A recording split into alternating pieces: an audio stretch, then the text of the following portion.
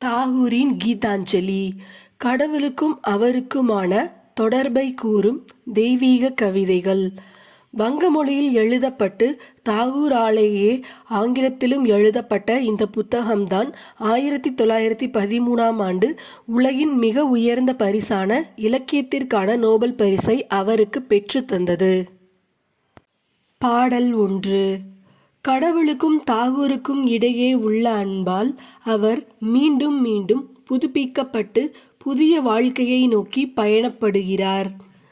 தன்னை ஒரு புல்லாங்குழலாக மலைகளிலும் பள்ளத்தாக்குகளிலும் எடுத்துச் செல்லும் கடவுள் தன்னுள் உன்னதமான மெல்லிசையை உருவாக்குவதாக கூறுகிறார் தாகூர். இறைவன் தன்னை தொடுவதாக உணர்ந்த தருணம் அவர் இதயம் அடைந்த ஆனந்தத்திற்கு எல்லையே இல்லை. அதை சொற்களால் சொல்ல முடியவில்லை என்கிறார் தாகூர். தாகூரின் சின்ன கரங்களுக்கு இறையருள் வந்தடைகிறது. காலம் கடந்தாலும் அருட்பொழிவு நீங்கவில்லை. அவருக்கு அருள் நிரம்ப இன்னும் இடம் காலியாக இருக்கிறது. பாடல் 2.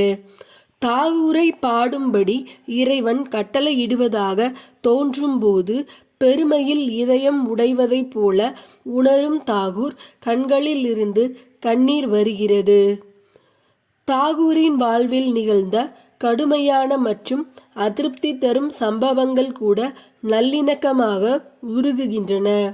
மகிழ்ச்சியான ஒரு பறவையைப் போல அவரின் வழிபாடு சிறகுகள் விரித்து கடல் கடந்து பறந்து செல்கிறது.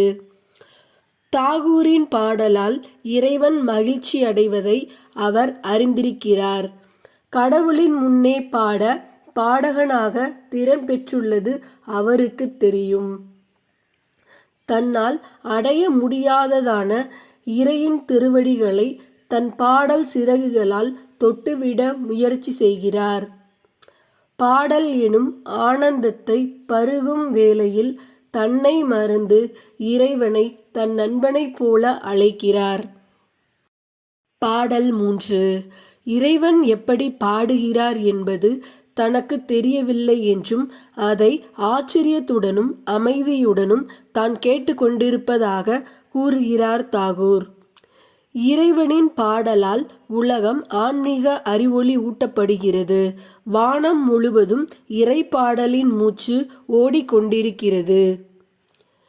இறை இசை என்னும் புனித ஓடை எல்லா தடை கற்களையும் தகர்த்து விரைந்தோடி கொண்டிருக்கிறது. இறை பாடலோடே கலந்துவிட தாகூரின் இதயம் ஏங்குகிறது. ஆனால் அந்த ஒரு குரலுக்காக வீண் போராட்டங்களை எதிர்கொள்கிறது. தாகூர் பேசுவதாகவும் ஆனால் அந்த பேச்சு பாடலாகாததால் அழுது குழப்பமடைகிறார். என்றாலும் இறைவனின் இசை என்னும் முடிவில்லாத கண்ணிகளில் தாகூரின் இதயம் சிறைபிடிக்கப்பட்டு மகிழ்ச்சியடைகிறார். இந்த வீடியோ உங்களுக்கு பிடிச்சிருந்தா லைக் பண்ணுங்க, கமெண்ட் பண்ணுங்க, ஷேர் பண்ணுங்க, சேனலை சப்ஸ்கிரைப் பண்ணுங்க. நன்றி.